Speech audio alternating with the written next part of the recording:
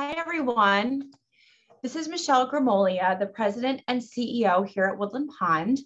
And I'm coming to you today with a very important message. I hope that you take an opportunity to, obviously watch this while I'm airing it now, and then, certainly come back to it if you need to later today. We're going to air it at 4 p.m. on the CCTV channel, Woodland Pond TV, channel 1340. And we are also going to send a link out to the video of this presentation along with a memo update that I'm going to be issuing today. So I am here to tell you that we do have a bit of an outbreak of COVID happening on campus. Right now, it's primarily centered in independent living. So I want to give you the numbers so you can understand, first of all, the context that we're talking about. So in total, since Saturday, but mostly new positives today, in total, we currently now have 10 positive independent living residents. Again, these positives started hitting on Saturday morning. We had a couple yesterday, we had a couple more, and then this morning we've had the balance, which has been 5 or 6 today so far. One of those 10 from independent living is actually at the hospital as we speak. So certainly an exacerbation of symptoms there. We do have one positive caretaker currently, a private duty companion who works with 5 residents currently, combined between independent living and the health center. None of the positive residents currently work with this person. So she works with other folks, so there's exposure there.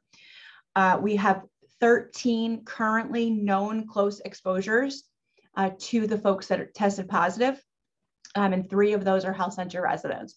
So most of the exposed folks are significant others or spouses of those that have tested positive, or close friends, or someone that we know that someone that's positive has spent time with. So again, we are at 10 current positive resident cases in independent living, no current positive residents in the health center,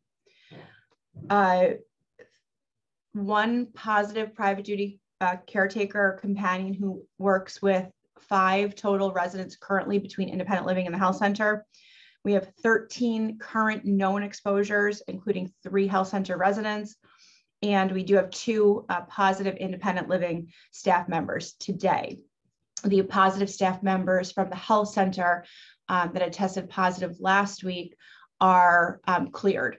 So, we're pleased to report that it seems, knock on wood, that the fact that our staff in the health center have been wearing N95 masks and goggles, as well as all visitors as well, seems to have kept, that spread from happening. So we're happy about that.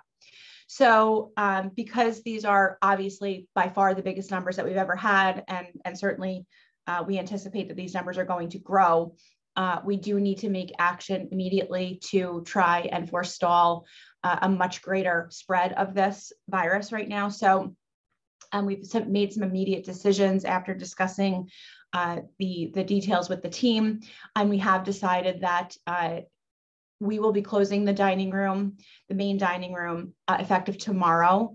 We have made phone calls to all of the residents that had reservations for this evening, asking or imploring that they choose not to eat in the dining room. But obviously this is short notice, and some might not be prepared to either select a takeaway meal or to prepare a meal for themselves. So we are going to have a limited number of folks that have chosen to keep their dining reservation for this afternoon or this evening. We will be socially distancing those folks and temperature screening them. And then starting tomorrow, we will go to a full delivery and takeout system. Right now, it's tentatively planned for 10 days. So we're looking at resuming regular service if everything can be sort of controlled on the 19th. So for your intents and purposes right now, if you are an independent living resident, you should plan on having the dining room be closed starting tomorrow, The pub will be open for takeaway only. So you will be able to go to the pub as usual and take food away. You certainly can eat outside with your friends, but we are not going to have indoor unmasked seating for the pub. We are also postponing or moving all other unmasked activity at this time, with the exception of water classes. And in those cases, I've instructed Grace that she must be able to safely distance folks in the pool. So you will see calendar changes for things that were scheduled to be indoors. For example, the tea at 2 o'clock today, the birthday party, those things have been moved to the outdoors. And we will do that as we go along in the next few days. If there are things that we cannot move outdoors, we will be canceling them if they are unmasked activities. So we will be requiring masks on campus until further notice. And we are posting signs everywhere to ensure that residents, visitors, guests, staff are aware that we are going to be requiring masks. So because we're just making notice today, we're really going to start cracking down on this tomorrow. We need people to obviously be able to get the notification. But yes, we are going to need everyone that is indoors on campus until further notice to have a mask on, as long as you're in a public area. I am going to recommend strongly, obviously I can't police this and nor would I want to, I'm going to recommend strongly that you avoid indoor social gatherings at this point unmasked. So certainly it's beautiful out. You can certainly visit outside as much as you want and don't need a mask. But this is not the best time with all of these cases, and especially how quickly they seem to be moving through, not the best time to be doing an indoor unmasked visit with your neighbors here at Woodland Pond. So please do keep that in mind. Please enjoy the outdoors, enjoy this beautiful weather with your friends, that's fine. Certainly you can eat and drink and do whatever, and we've got the tables outside of the pub, but indoors right now, if you're in a public area on campus, we are going to be requiring a mask. So Gretchen is going to be reaching out to those activities that are challenging to do with a mask on and see what they'd like to do. And again, you're just going to have to pay attention to calendar changes. We're going to do our best to keep you updated on things. So we talked about the dining room closure starting tomorrow. We talked about the fact that the pub will be open. We are not limiting visitation at this point. There are no changes to anything in the health center because the health center has already been on stricter protocols because of the current regulations. So you can continue to have visitors and so forth, even indoors, that's fine.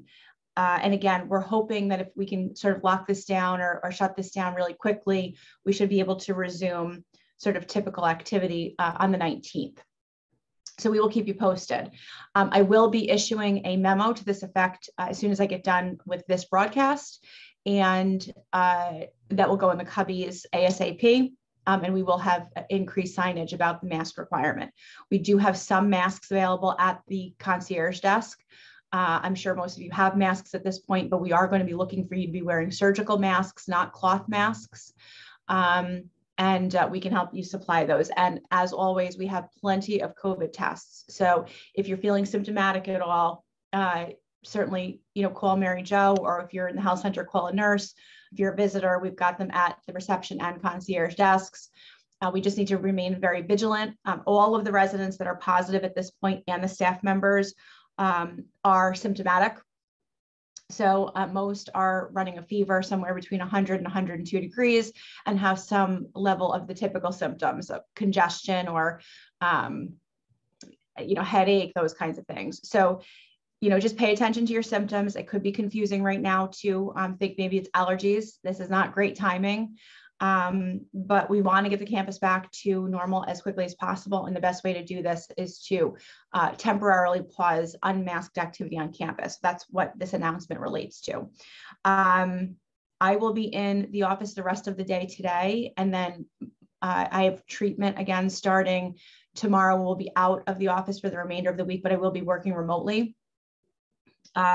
So if you can't get in touch with me physically in the office, I will be reachable certainly on email, and we'll have access to certain voicemails. So I appreciate you all taking the time to listen to the message, and I look forward to hopefully nipping this in the bud very quickly. Thank you.